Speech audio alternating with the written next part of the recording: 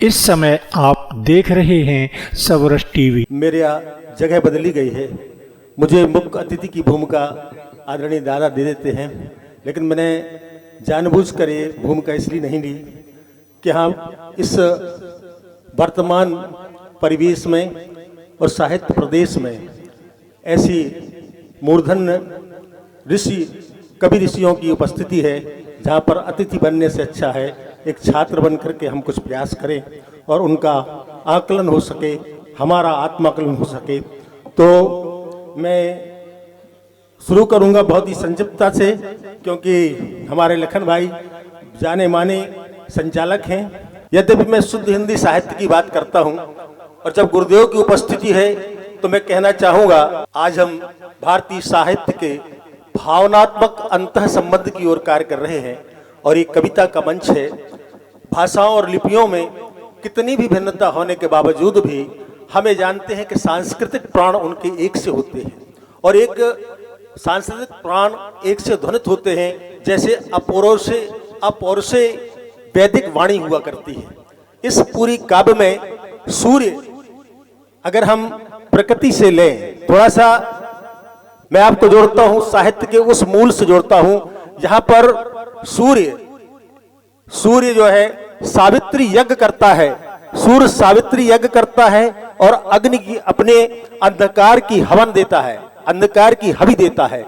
सोम जहां पर यज्ञ कर रहा है, जिसमें सोम की हवि दे रहा है चंद्रमा, और औषधि की हवि दे रहा है और औषधि का यज्ञ कर रहा है, और मनुष्य एक विचार की हवि दे करके तत्व का उत्तम कर रहा है, उत्थान कर रहा है। और ये तीनों मिलकर के एक अस्थि को तैयार करते हैं, जिस अस्थि के हवन से नैतिक की उत्पत्ति होती है। और अस्थि और नैतिक गुरुदेव समझते होंगे कि अस्थि और नैतिक क्या है।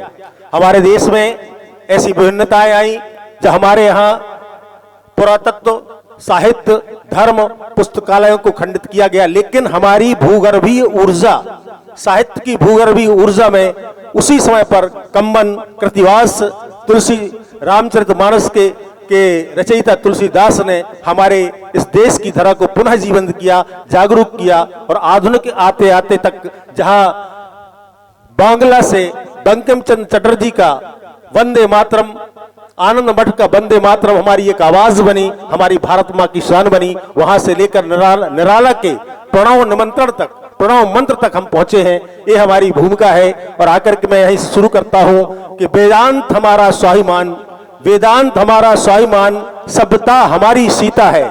वेदांत हमारा स्वाभिमान, सभ्यता हमारी सीता है। हर रोज यहाँ रामायण, हर रोज हमारा गीता है, हर रोज हमारा रामायण, हर रोज हमारी गीता है। आइए इसी के साथ मैं शुरू करता हूँ। सुधा मिश्रा द्विवेदी जी को मैं आमंत्रित करता हूँ काव्य पाठ के लिए। पुरुष होना आसान नहीं होता।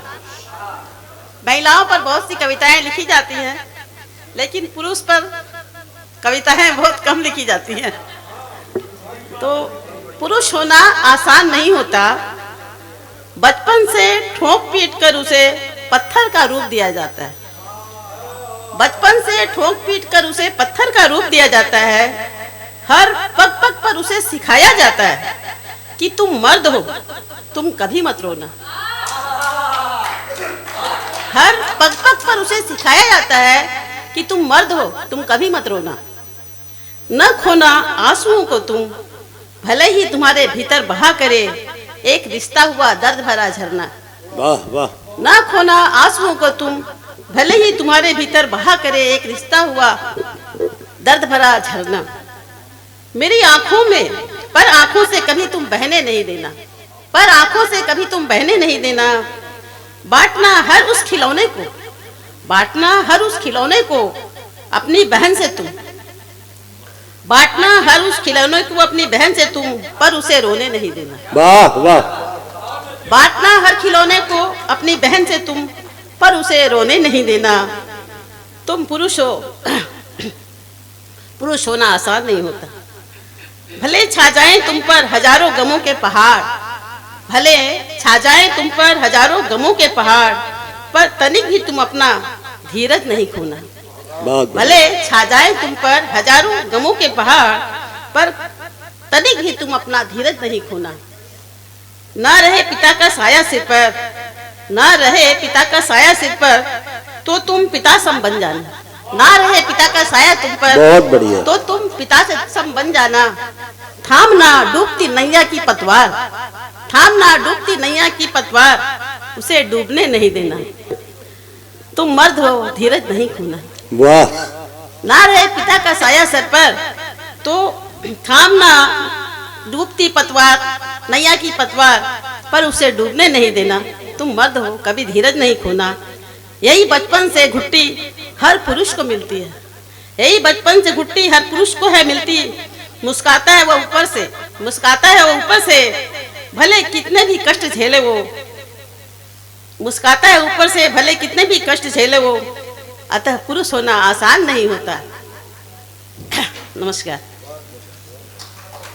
तालियों से स्वागत करें। अच्छा, एक और छोटी सी कविता है, आह्वान। कब आओगी कृष्ण कन्हई, कब आओगी कृष्ण कन्हई, बहुत देर कर दी है भाई। अच्छा, कब आओगे कृष्ण कन्हई, बहुत देर कर दी है भाई। भस्म हो रहा जगत है तेरा, खून के प्यासे भाई भाई। भस्म हो रहा जगत है तेरा, खून के प्यासे भाई भाई।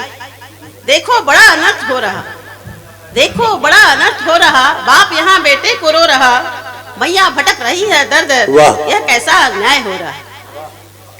देखो बड़ा अनर्थ हो रहा, बाप यहाँ बेटे को रो रहा, मैया भटक रही है दर दर, यह कैसा अन्याय हो रहा। देख पड़ी है संकट भारी, देख पड़ी है संकट भारी, अब तो आजा रे बनवारी। देख पड़ी है संकट भारी, अब तो आजा रे बनवारी। सिसक सिसक रोती द्रौपदी, सिसक सिसक रोती द्रौपदी, चीर फाड़ते हैं दुराचारी। सिसक सिसक रोती द्रौपदी, चीर फाड़ते हैं दुराचारी।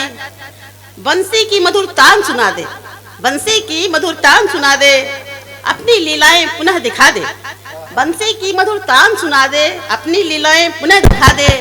नाच रहा है कालिया घर घर, फल कुचलने की रीत सिखा दे। बंसी की मधुर तान सुना दे, अपनी लीलाएं पुनः दिखा दे। नाच रहा है कालिया घर घर, फन कुचलने की रीत सिखा दे। मदिरालय में भीड़ बड़ी है, मदिरालय में भीड़ बड़ी है, सबको बस अपनी ही पड़ी है। मदिरालय में भीड़ बड़ी है, सबको बस अपनी ही पड़ी है। कोई न पीता दूध बिलोई, कोई न पीता दूध बिलोई, यशोदा पथ निहारती खड़ी है। सबको फिर पुरुषार्थ सिखा दे, सबको फिर पुरुषार्थ सिखा दे, पर अन्याय न सहे बता दे। माँ का आंचल करे दूषित, उन पर खड़क का वार सिखा दे। सबको फिर पुरुषार्थ सिखा दे, पर अन्याय न सहे बता दे। माँ का आंचल करे जो दूषित, उन पर खड़क का वार सिखा दे। कूटनीति का पाठ पढ़ा दे, कूटनीति का पाठ पढ़ा दे, दुष्ट हनन की सबक सिखा दे। अर्जुन रह न जाए अकेला, अर्जुन रह न जाए अकेला, जन जन को ऐसा प्रेम सिखा दे। धन्यवाद।